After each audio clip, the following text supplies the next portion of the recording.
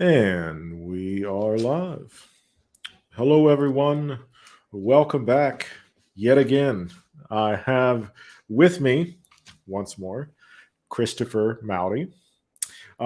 Last time we kind of dug into some psychology, answered a lot of your questions. By the way, if you have any more questions, feel free to post those in the chat. I'll try to get to those ASAP.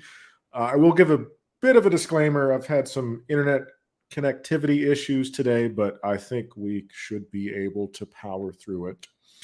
So today, well, last week we talked about the psychology of perception, a little bit We about did. sensation. Today we're going to talk about the psychology of consciousness. So, Chris, if you would like to introduce yourself again, and we'll get started from there.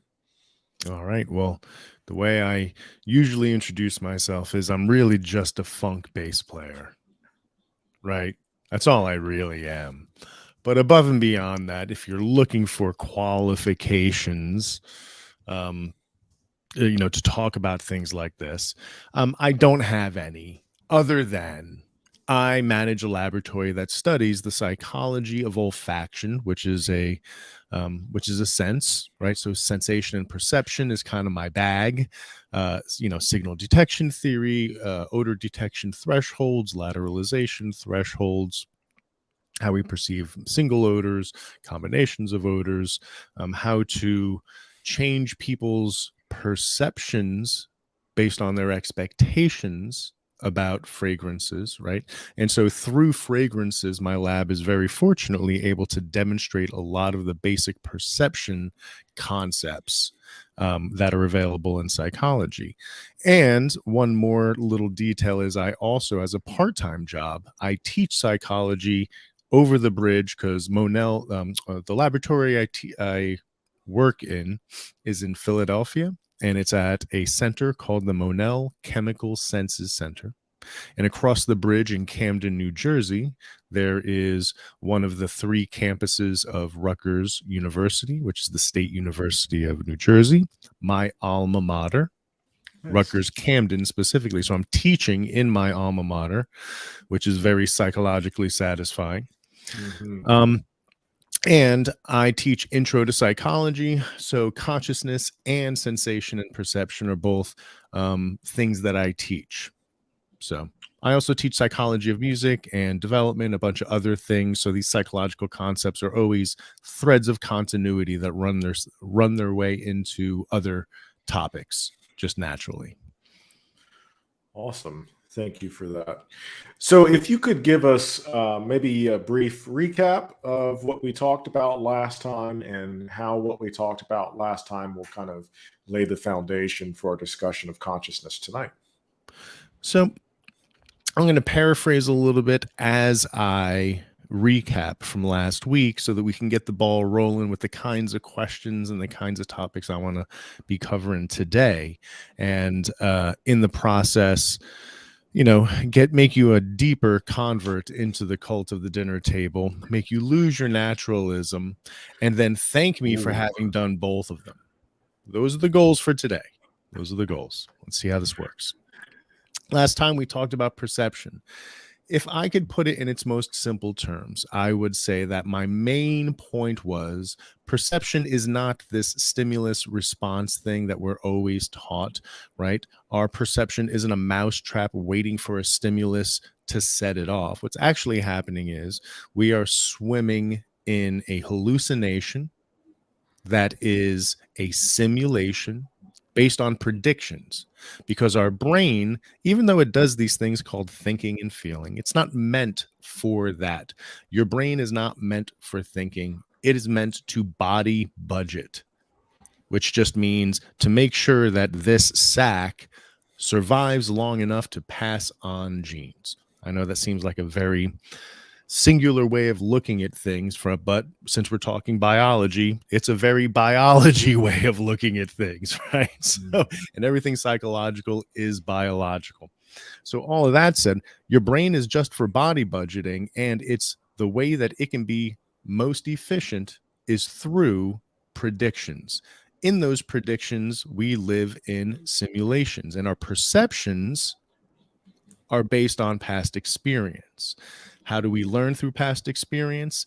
That is a concept called statistical learning, and that is mostly covered in like developmental psychology courses, where statistical learning is responsible for how we learn languages early in life, how we understand connections in our environment visually, auditorily, how the binding process occurs. And just as a reminder, the binding process is the ability of your brain to take sense percepts, bring them together, bind them, if you will, like binding a book, and at about 100 milliseconds behind actual reality, synthesize them into a narrative that we all live in, which is another way of saying we're all living in the past. Another thing that I brought up last week was we are not in direct contact with external reality, because we're perpetually living in the past, because our sight is only a small bandwidth of available electromagnetic light, because our hearing is only a small bandwidth of pressure waves. We are only seeing a keyhole of the possible external reality that is actually out there. So that was basically what we said. The last thing that I said is perception is a controlled hallucination. And that was that was going to be the springboard into today. Now, in that summary, I probably added a few things, but it was kind of like the gist that I wanted to get across. Oh, excellent. I So hope it sounded perception, familiar. yes. Perception is a controlled hallucination. So let's just dive into it. Okay. So we have this idea, and please correct me if I'm miscategorizing this. We have this idea that we don't perceive, or just, we don't have this idea. What you're saying is that we don't perceive the external world directly. There's no like direct feed from, I think how I phrased it last time is realities impingent upon me, but we have rather this interpretation of what's happening, right? Yeah, built on experience, right? It is not as though we have a force field that forever protects us from reality. Obviously, when we're very young and we're learning this statistical learning, it is based on categorizing statistical learning exemplars that become prototypes for building our memories and allowing our predictions. But the older we get, once we hit that plateau of brain development, then our past experiences reliably predict a simulation that really only allows us to come into contact with reality when those predictions are violated. Okay. So let's switch then to consciousness. Okay. So we have our brain interpreting and presenting reality, our brain hallucinating reality, as you put it. So consciousness, well, the philosopher in me wants us to start off with a solid definition. Right? So what do you mean when you're referring to consciousness? What are we what exactly are we talking about here? Oh, that's a great question. So philosophically, I would be happy to deal with the definition of consciousness being what it's like to be something, because that's a great way to start a conversation. Is there something like to be my chair? No. Is there something like to be my phone? Likely not. Is there something like to be my cat? Yeah.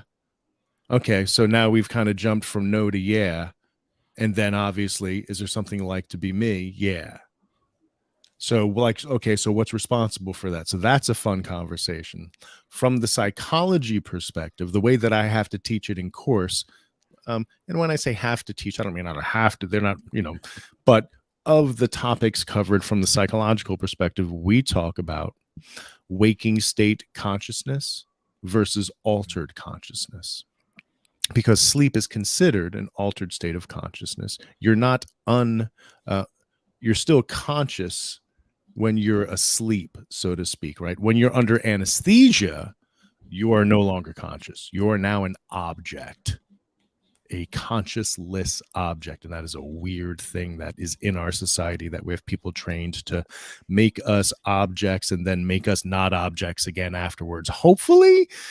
Anyway, so that's anesthesia. So waking state consciousness really just has to do with paying attention, right? The things that we pay attention to are obviously the things that are part of our consciousness. But that, of course, means that the things that we don't pay attention to that could be happening just as well could be playing tricks on us. And so we're very familiar with these kinds of videos that you can see of a gorilla running through people playing catch, right? And you ask somebody, hey, there's a team of white shirt people, black shirt people. How many times does the white shirt team pass the ball? And if somebody's hyper focused on that, they're focusing their attention on that, they'll be inattentive to other variables, like a guy in a gorilla suit running into the camera view, doing a silly little dance and then running out, right? Hopefully people have heard about videos like this. If you haven't, look up those keywords, just selective inattention. Yeah. There's also things like change blindness. And hopefully people have seen videos like this where, for instance, if the two of you had a little scheme where I went up to somebody and asked for directions, and then you walked by with a big piece of plywood between us and then handed it off to me, and then you had the clipboard, so that from the guy's perspective, just this weird plywood thing came by, and now you're asking the questions. They might think that you were me. They might have not have noticed. They might be blind to the fact that the person that they're talking to had changed, because they're just not paying attention to all of these other cues. They're focused on person asking me for directions. Okay. Plywood, this is still person asking me. The consistency is still part of their perception in a way that reality doesn't reflect. So that's waking state consciousness. I'm sorry I talk in paragraphs. No, it's okay. I was just going to really quickly. So we've already got some questions and statements in chat. Oh, let's go. I know where I am. I believe we're going to get to this. Go ahead. No, I believe we're going to get to this. So I want to acknowledge that they're being asked, but Chris, I think this is ultimately where we're going. And I think eventually kind of we can address this question of, does this view of consciousness allow for maybe other sorts of consciousnesses? And then we've already got mention of panpsychism. So I think we'll get there, but let's go back to this distinction that you made, waking state versus altered consciousness. Sorry. All right. So we've pretty much covered. And then the third thing I talk about is divergent attention, which is another way of talking about multitasking, which isn't a thing, right? When you're multitasking, when you're multitasking three things, you are just perpetually shifting between those three things. There is never a point where you're doing the three things in parallel, like some people would like to think when they talk about multitasking, right? We don't have, what is it, Shiva with like the 8 arms, doing many different things at once. We are not that. We're a little more simple, but we just might be very quick at going between tasks. Unfortunately, studies show that multitasking denigrates performance on all of the things you're trying to do at once. So it is better to just focus on one thing at a time. Anywho, let's talk about altered states. Yes. Sleep is important. Why? Because we dream. Why are dreams important?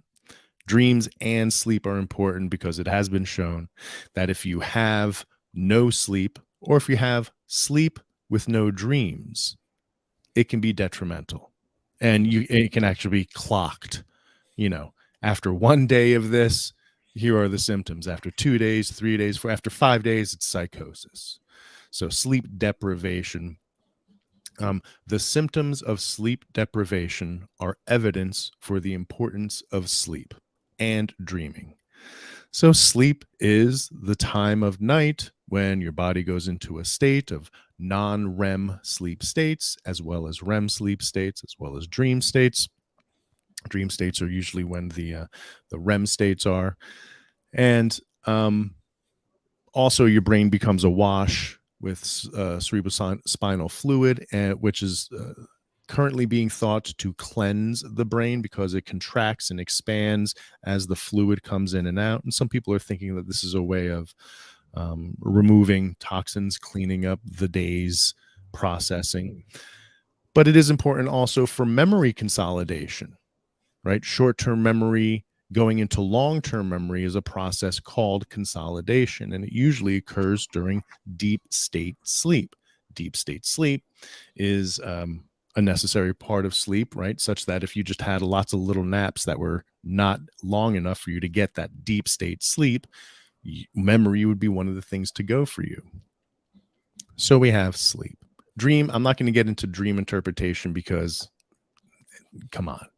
And it's stupid, right? Unless you want to have like fun and talk about dream interpretation, but let's stay away from that, please. I do have a question related to this, and I don't want to get too sidetracked with sleep and dreams, but I think this stuff is super fascinating. So, from what you just said, it sounds like there's a physiological element to sleep and to dreaming that is important for our brains. Yes. You talked about how it's important for memory consolidation. Maybe that fluid, cerebral spinal fluid, I think is what you called it, that comes over our brain. Is there any direct physiological application of that or reason why that's happening? That's like I'm not deep enough into that literature. As I understood it, it was a kind of cleansing of what potentially leftover, like when your brain is processing, the neurotransmitters that are left are metabolized by enzymes. And so I can only imagine that there are leftover byproducts at the end of the day after a day's worth of brain activity that the cerebral spinal fluid is washing away. Very broad terms I'm using right now. I also have a vague understanding of it, and I'm happy to be corrected. But, Gotcha. Speaking in broad terms, right? I'm a guide on this particular topic, not an expert. Related to that, is there any, I mean, the basic way to ask this is, well, why do we dream? Is there certain physiological benefits to dreaming? Some people claim that they don't dream, right? Or they don't remember their dreams, at least. And what's interesting is blind people only dream if they lost their sight after having already had it. So that leaves vision as a weird linchpin into why dreams occur, at least why visual dreams, right, that we remember occur. Maybe there are physiological, dream states that are remembered by the blind. But as I understand it, what is it? The activation synthesis model is the most recent model. And I think that it is just the consequence of your brain going through all of the processes it needs to for body recovery, memory consolidation. Like frequently we have dreams of what happened during the day. It's not a leap of logic to think that during memory consolidation, right, something is activated such that it manifests as this dream state, but usually only when we're like coming out into the waking state in that hypnagogic kind of transition from being asleep into being awake. Gotcha. And I didn't want to get us too sidetracked on that, but I do appreciate you answering those questions. So we have these different conscious states. Yeah. This distinction that you drew. Where can we go from there? Well, other altered states would include drugs, meditation, and that, as from a psychological perspective, that's interesting because everything psychological is biological. So electrochemical activity is kind of what dictates who we are from a neurophysiological perspective. So the fact that we could take exogenous chemicals to change that chemistry and see how it changes our personality and who we are and how we feel and what we think, that's an interesting part of, well, who are we? Are we the person when we're drunk? What about the person who's sleepwalking? What if the sleepwalking person of ourselves kills another person? Is that waking state version of that person responsible for the murder? Are they the same person? Right? All of a sudden, these fun philosophical questions get to come up, which I'm sure is making your mouth drool a little bit over there. But once we, ooh, look at that. You got a little camera action. Oh, look at that. I love that. My camera has a mind of its own right now. Digging it. So, with all of that said, waking state, which is attention, altered states, which is sleep, meditation, hypnosis, drugs, that's usually what's covered when we talk about the psychology of consciousness. Now, the details, the fun stuff, after we've covered that foundation, right? Where are we at? We're 20 minutes in. It took us 20 minutes to cover the foundations. For the rest of the time, we get to cover the fun stuff. Right. Happy to answer questions about the foundations. And just as a reminder, waking state has to do with attention. Altered states is sleep, drugs, meditation, and hypnosis. Okay. So those are topics I'll happily cover in the post show, which Math Pig is going to be hosting. Post show on Math Pig's channel. Shout out to Math Pig. Now, the fun stuff is the cognitive neurosciences that attempts to answer the philosophical questions. Tonight, I'm going to highlight one researcher by the name of Anil Seth and one science writer who happens to be Sam Harris's wife, and her name is Annika Harris, who also is a science writer in her own right, well before she met Sam Harris. Being married to Sam Harris is not her claim to fame. She was a working, fantastic science writer before she even met him. That is how she met Sam Harris.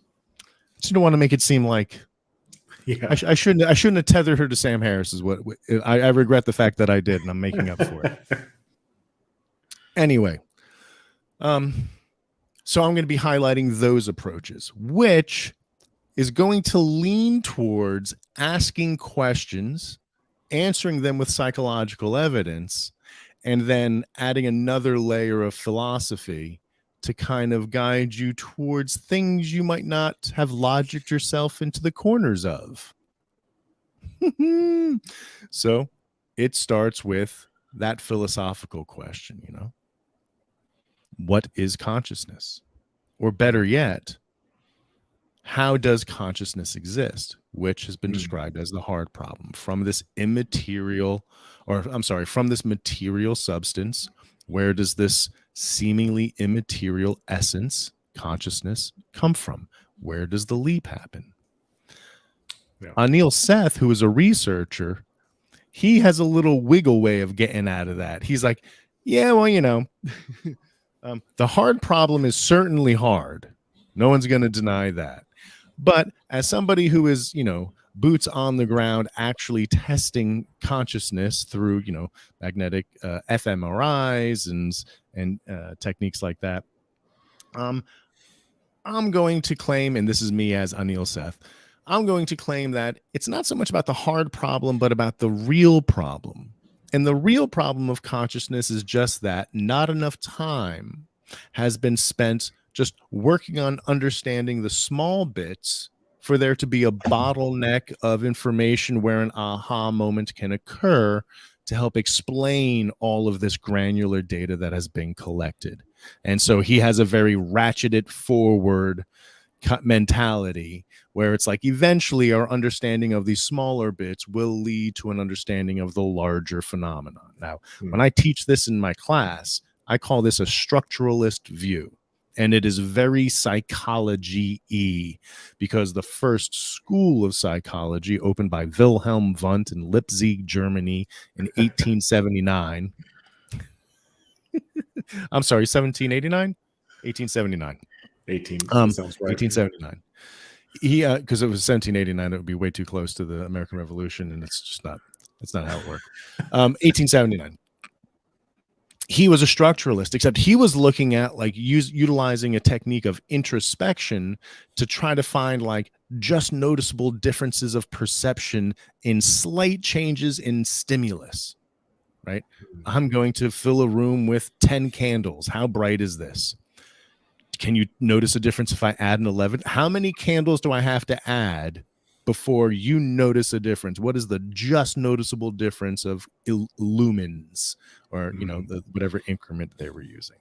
So this Anil Seth approach fits in line with this structuralist approach. Hey, let's figure out these let's fill phone books with our understanding of this granular stuff, and eventually, with technology and research agendas, we'll wrap our hands around this, right? So he moves forward with what he calls an axiomatic research approach. And he's very much in line with the idea that we are currently all hallucinating. But we agree on this hallucination that we're all sharing, because not only are we all hallucinating, we are sharing the same hallucination. I accept that I am here and on a virtual show with you who are somewhere else, and that there are other people, right? This is not solipsistic in any way. And in understanding all of that, oh, wait a second, where was I going with that?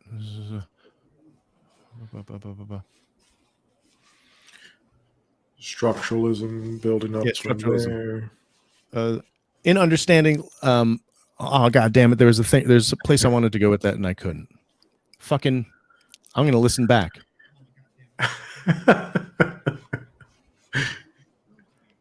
Go for it. We're currently all hallucinating. That's where we're going. So we have a shared hallucination. See, this is the advantage to having the shit right on play right there. Right. We have a shared hallucination, and we agree of what's happening. So we share this, but this shared hallucination, we just happen to call reality. But each individual is having a simulation based on their predictions that is only being met by reality when they have to correct for those predictions. And we live in that consciousness. All right. Now I'm going to switch gears to Annika Harris. Consciousness is all there is, right? Of all of the illusions that we might be talking about tonight, we might be talking about the fact that self is an illusion or free will is an illusion. Consciousness cannot be an illusion. It's the only thing that we can kind of agree exists. And from her perspective, consciousness is where experience happens. Right? We can no more decide what to think than we can decide what to hear. Hearing is something that impinges on consciousness, and we don't observe consciousness. We experience consciousness as it occurs. Consciousness is where experience happens. All right. So let's ask some questions. If my chair, if there isn't something like it to be my chair, if there's not something like to be my phone, but there is something like to be a cat, can we infer consciousness from observable behaviors?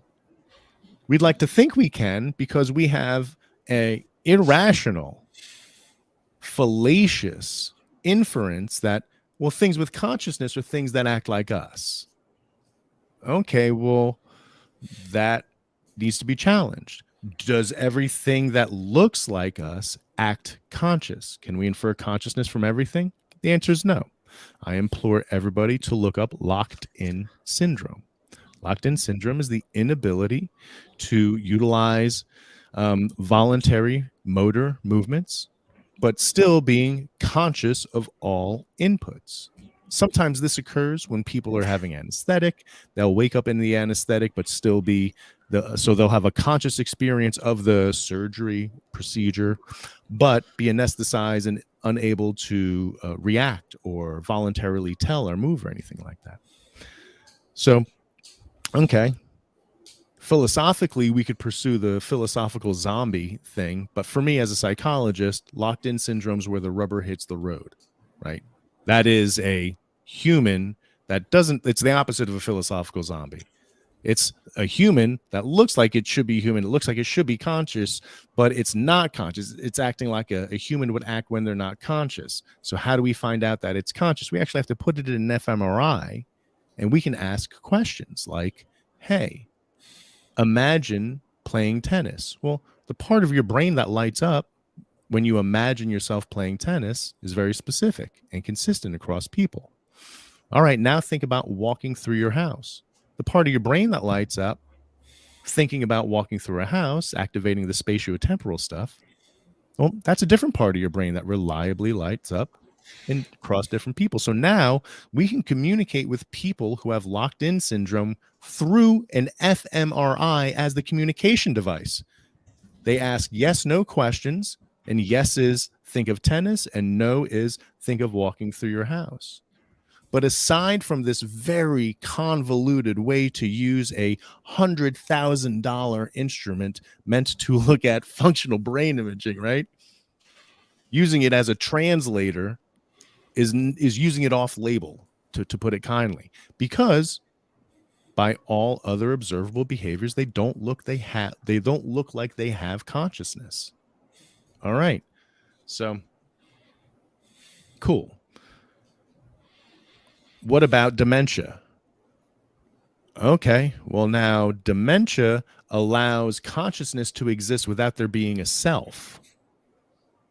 Okay, so now we're kind of calling into question whether or not self is an illusion, because I can also purposely get rid of self by using drugs. Let's go back to altered states of consciousness. When I use psychedelics, I can have an ego death transcendent experience where there is no more self, but I'm still conscious. I still am receiving information and acting on my environment. So in both of those situations, I don't need consciousness for self. Do I need consciousness for behavior, for active behavior? Everybody knows the experiments. No.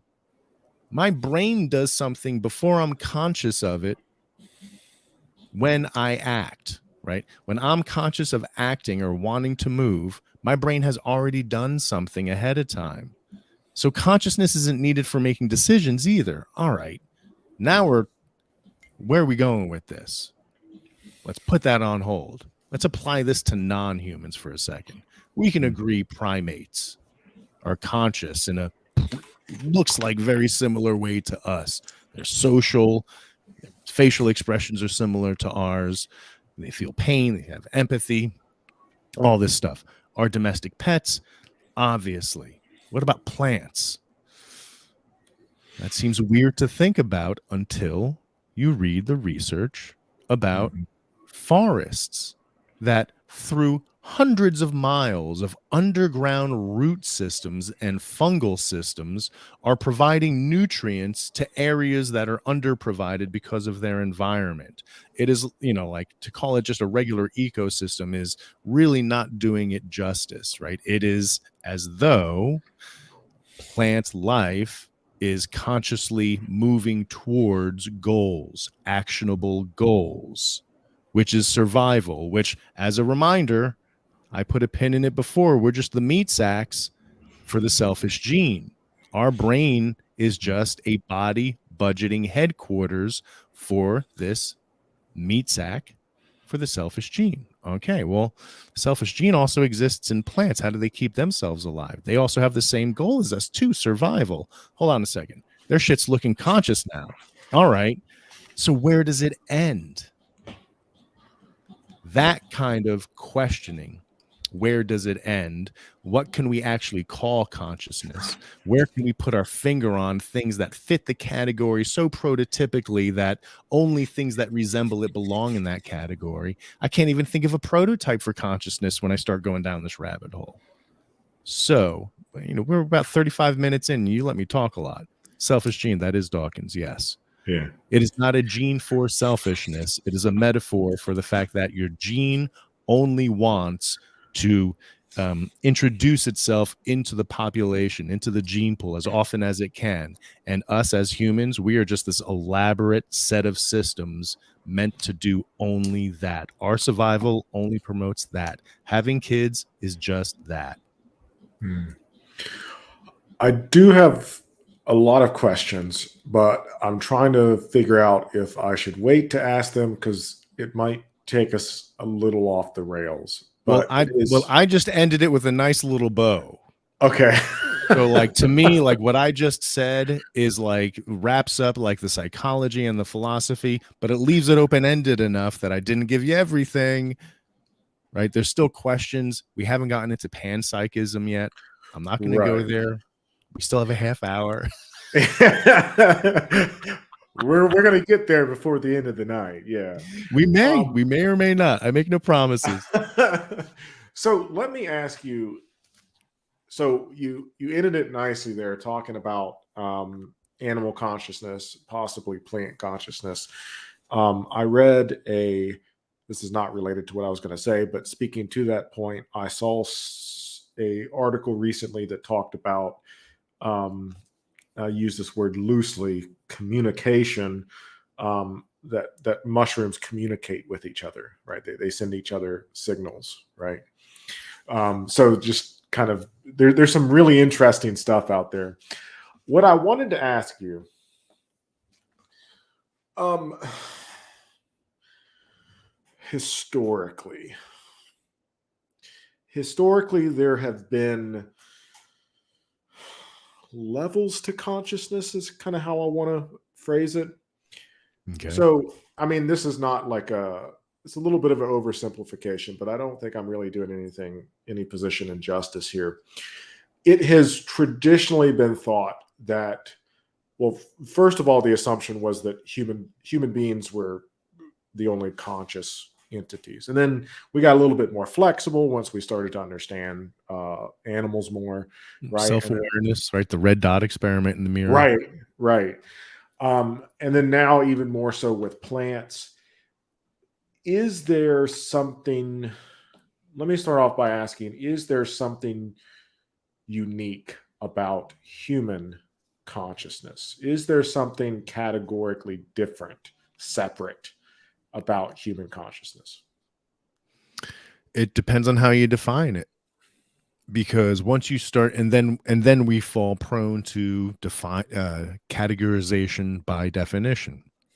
Is it self-awareness? Well, there are self-aware non-human animals. Is it what? Productivity or ability to troubleshoot? Well, other animals can help each other troubleshoot and communicate that. Is it language that's facilitating consciousness?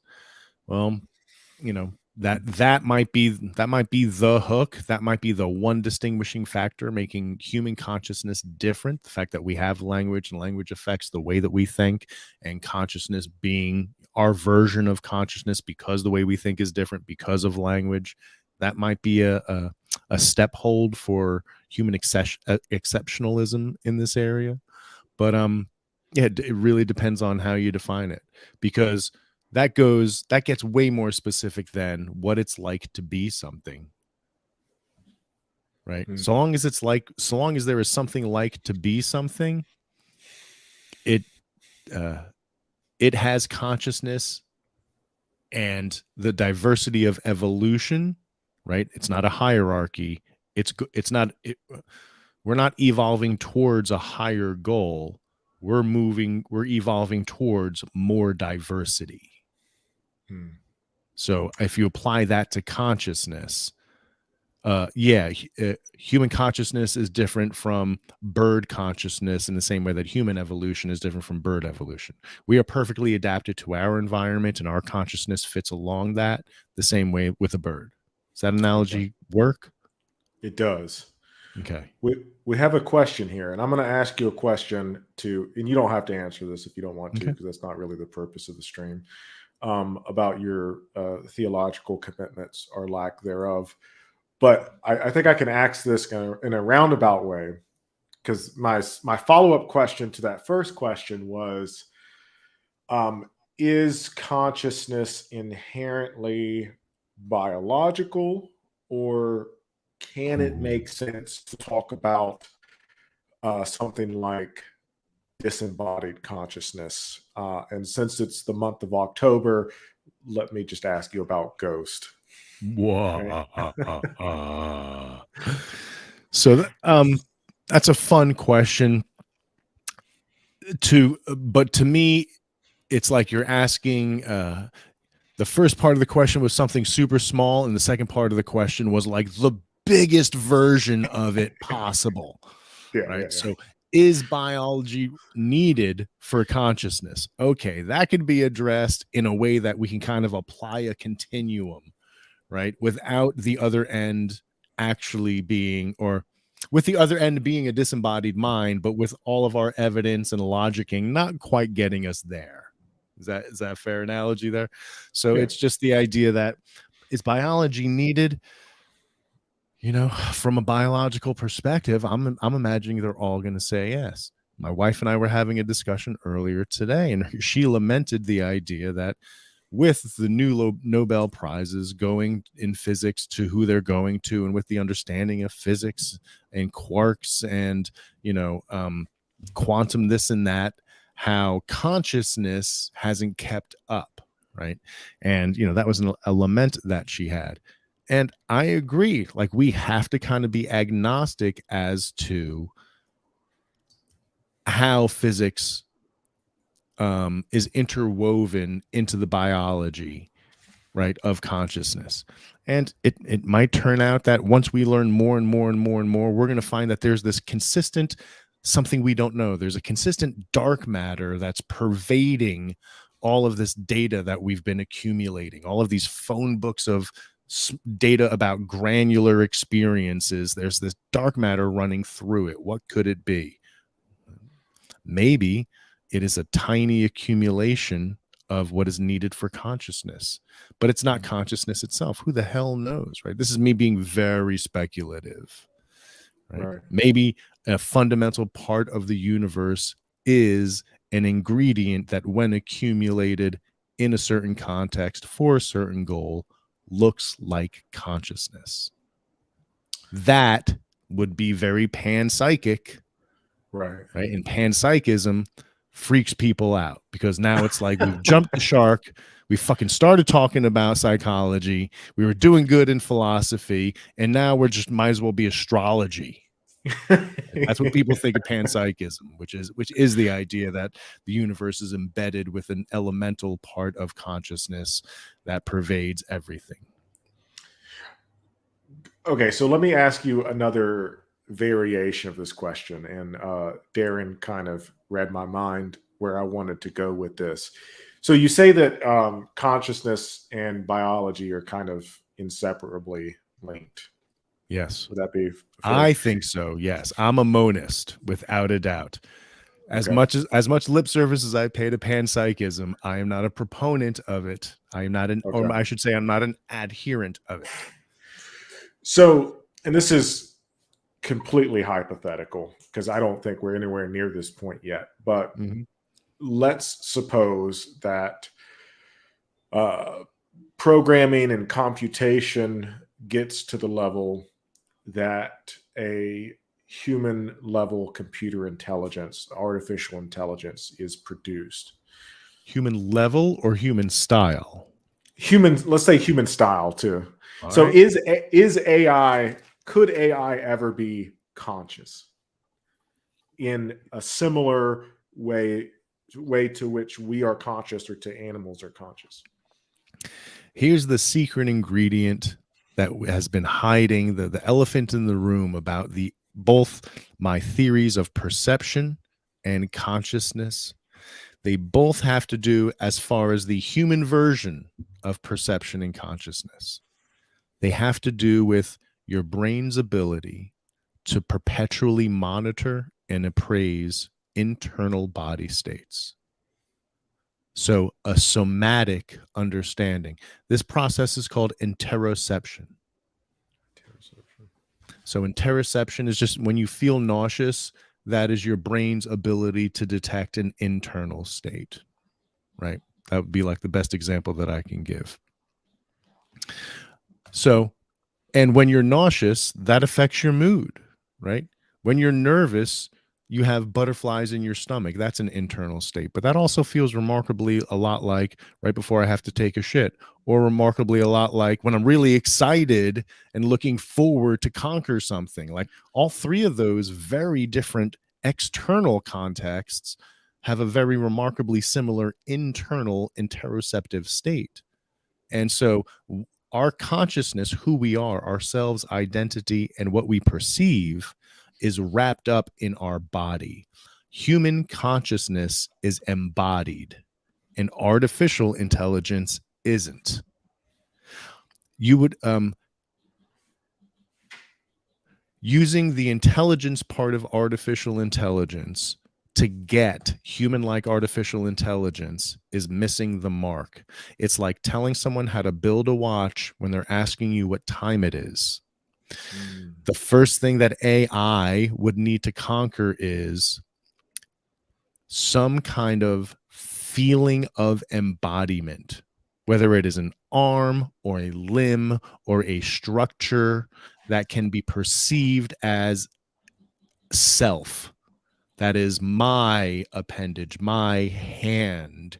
And it is mine because the rhythmicity of the oil running through my gears pulses through this device in the same way that I'm calculating it. Like things like that. I'm going to give you a quick example.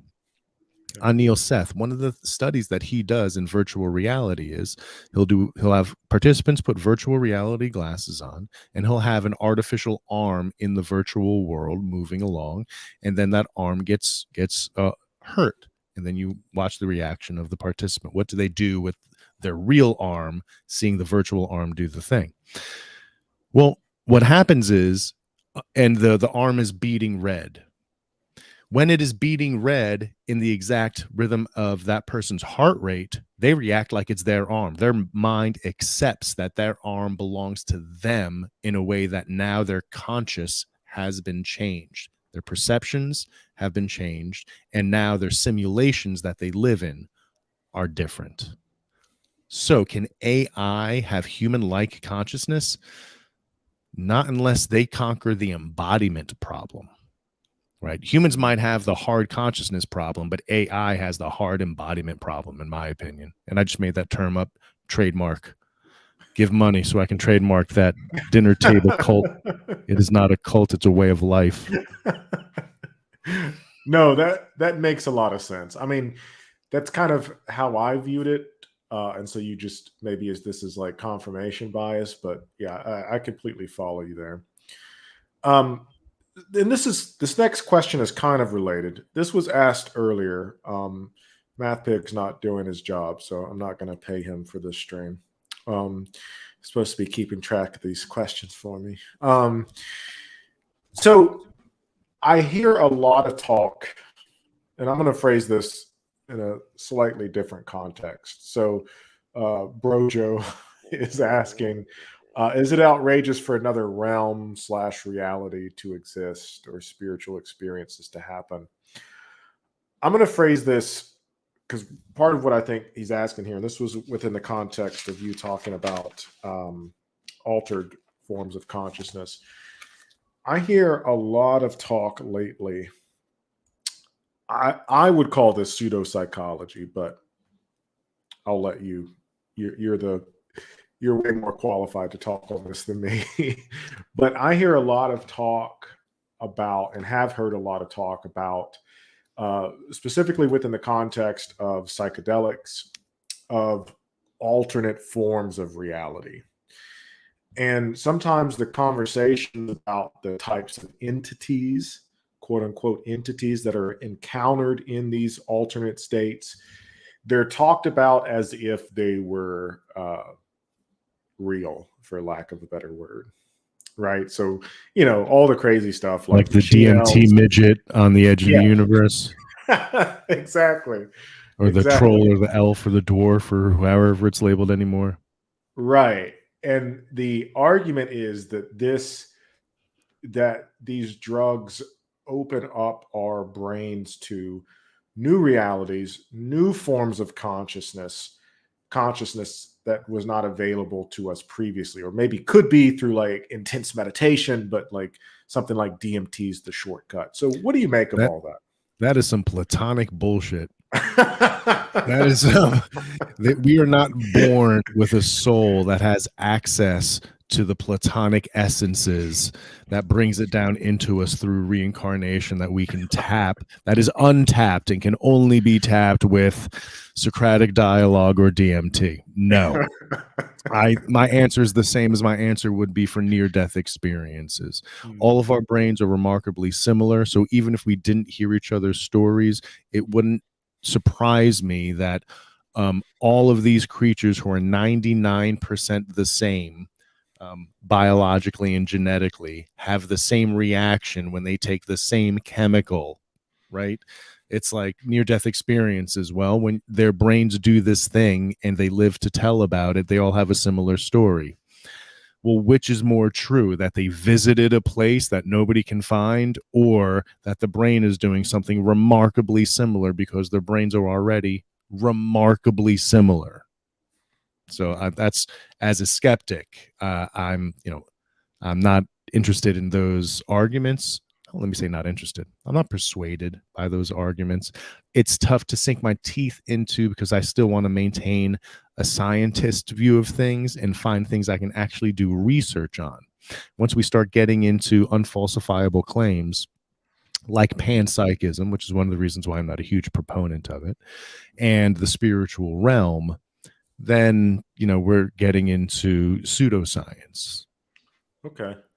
So in my opinion. Now, over a beer at a bar, yeah, man, Brojo, let's talk about, like religious experiences on psychedelics. I'm totally into like entertaining that there. But time and place. Right. I think that this discussion's a little more sober. Right. Yeah, I think you need something a little stronger than a beer, but so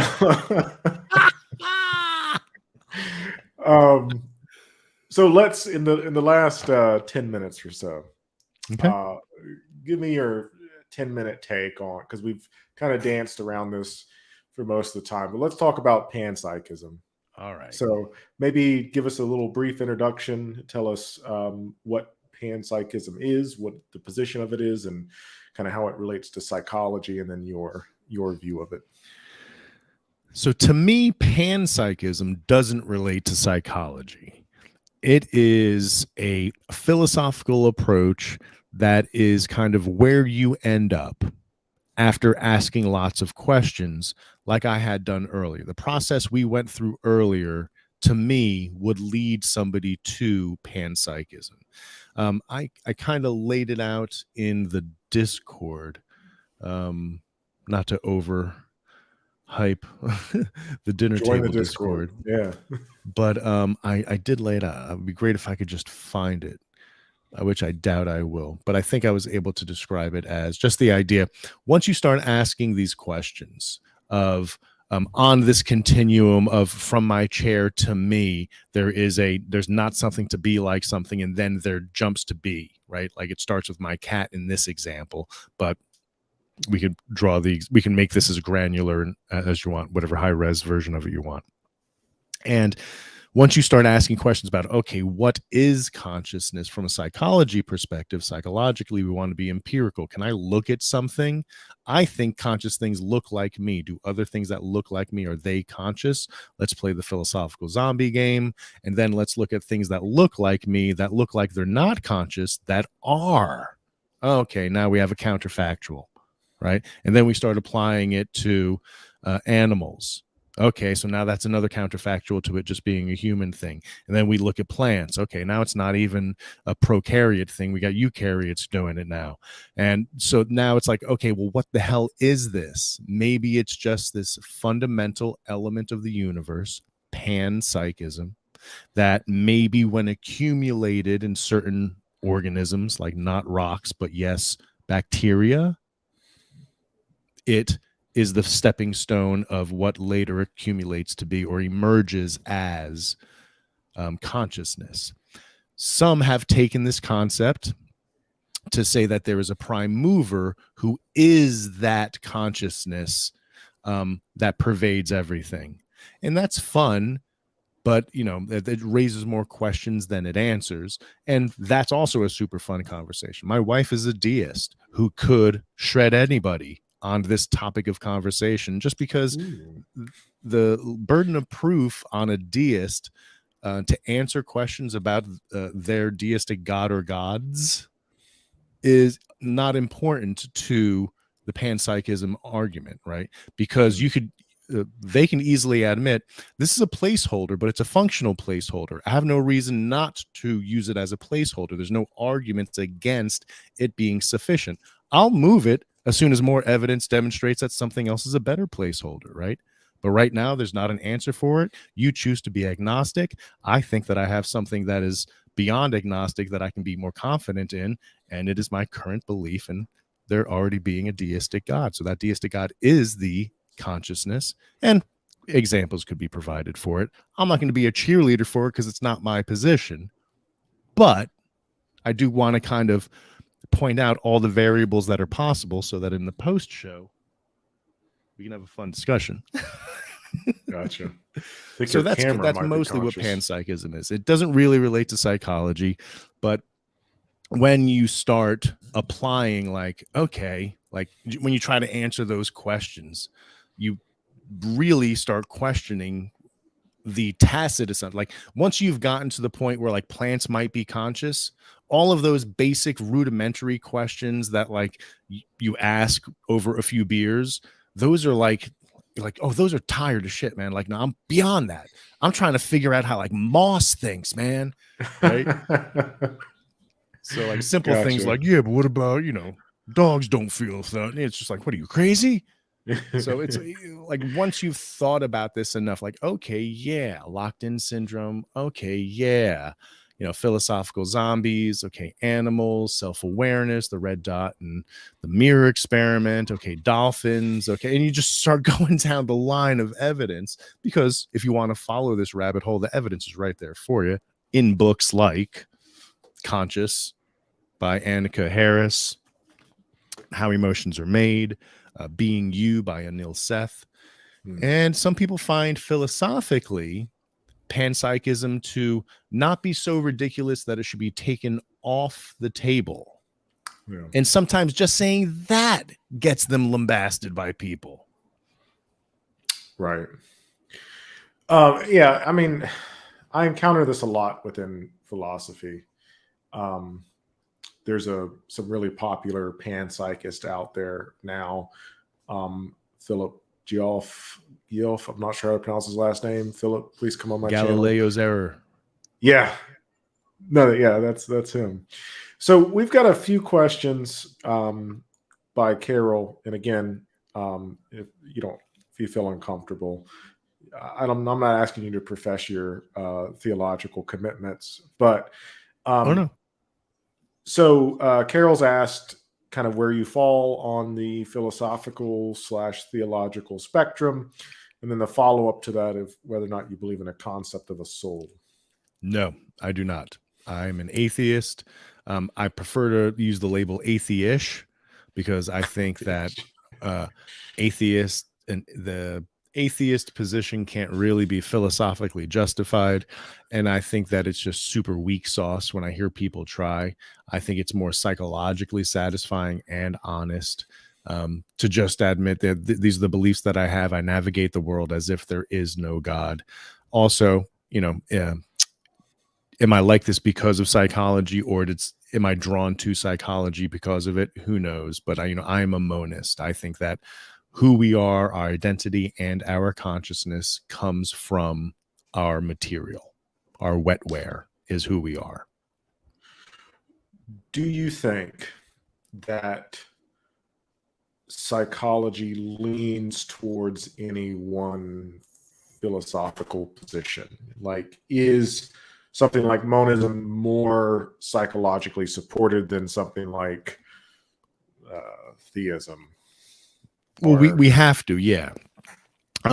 Because of the history of neuroscience and how it applies to psychology and the cognitive neurosciences.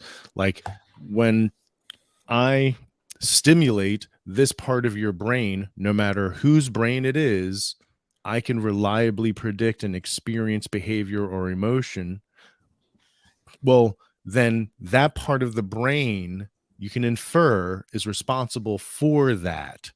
Damage to parts of the brain reliably cause the same kinds of deficits in experiences, behaviors, and thought patterns.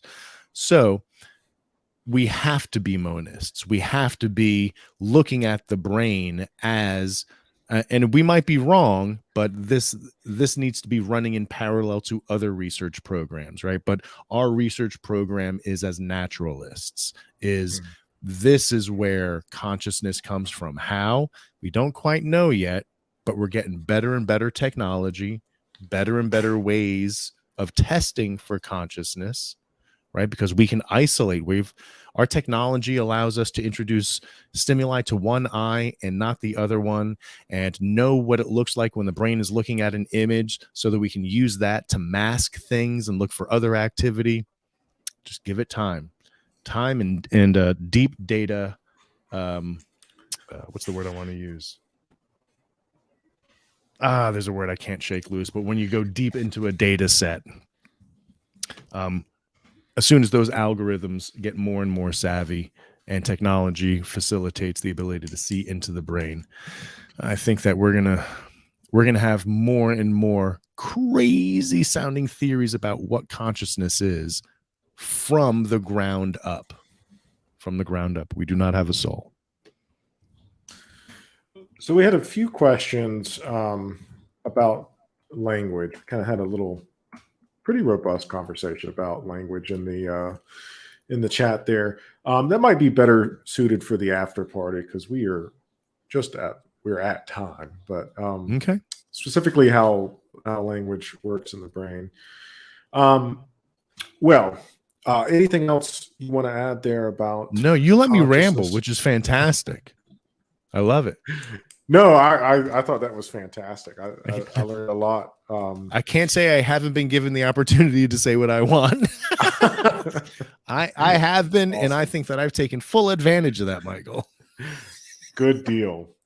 Well, there is an after party taking place. It is on MathPig's channel. I believe they posted the link. Yes, Chris does have a YouTube channel. I'll post it in the description of this video. It's 10 posts above you, Carol. MathPig posted it. User/Maute Man. There we go. Thank you. And I'll add that to the description as well. So, all right. Well, thank you once again.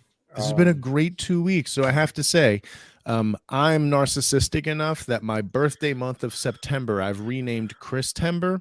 This 1 month extension, this first week of October, I am now calling the week of Granado. Oh, it follows Chris-tember. It's kind of like it's like the Seinfeld Festivus thing, right? It's not quite September, it's Chris-tember, and the holiday gets extended with the week of Granado. Awesome. Well, I appreciate that. You are more than welcome on the channel anytime. I'll send you another invite in another month or so to hash out some question about psychology that I have, but I really appreciate it. Yeah. And don't forget to put me in touch with who was the gentleman? He's a friend of yours that was in the side chat. Hey, we'll talk about this off air. But Darren, yeah. Yes. I'll put you in touch with Darren. I'll put Darren in touch with you, I should say. Yeah, vice versa. Sounds good. All right. We'll Thank see you all this has been over great. at MathPig's channel for the after party. Appreciate everyone.